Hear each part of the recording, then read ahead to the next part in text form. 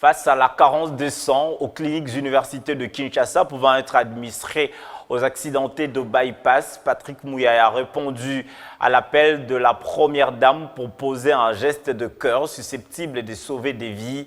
Il était aussi accompagné de quelques volontaires de dons de sang. Outre ce geste, ce député national a également offert des vivres et des non-vivres pour contribuer à l'amélioration des conditions alimentaires de ses victimes.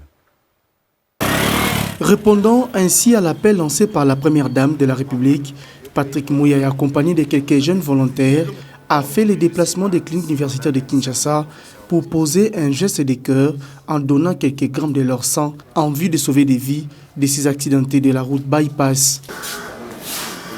De par cette action charitable, cet élu de Kinshasa veut témoigner sa sympathie et sa compassion à la situation qu'on connaît, ce qui nous en détresse. Il était de mon devoir de venir donner ma contribution. Et les gestes les plus importants qu'on a posés aujourd'hui, c'est le don de sang, parce que le sang qu'on a donné, c'est pour sauver de vies. Et si aujourd'hui je peux concourir à sauver une vie, et pourquoi ne les ferais-je pas? Et je ne suis pas venu seul, je suis venu avec beaucoup de jeunes de mon équipe pour montrer justement que nous devons avoir cet altruisme et cet élan de solidarité pour pouvoir venir en aide à d'autres compatriotes qui ont besoin de ça. Outre ces gestes, il a également remis des vivres et des non-vivres pour améliorer les conditions alimentaires des victimes de ces accidents. Un geste vivement salué par les responsables des cliniques universitaires de Kinshasa qui ne disposent pas assez de sang dans leur banque pour administrer à quelques malades.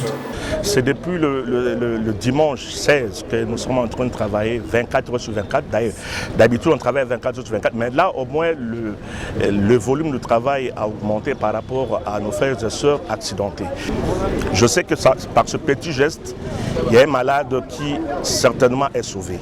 Occasion également pour ce député national de lancer à son tour un appel à l'unisson à l'ensemble de la population congolaise de poser les mêmes gestes, non seulement en faveur des accidentés, mais surtout pour les malades en quête de sang dans cet hôpital.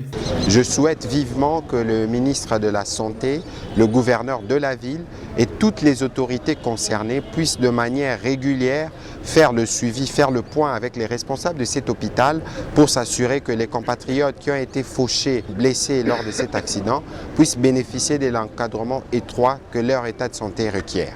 À ce jour, les CUC ont enregistré 16 morts et 38 accidentés sont en cours d'hospitalisation dans ce complexe médical.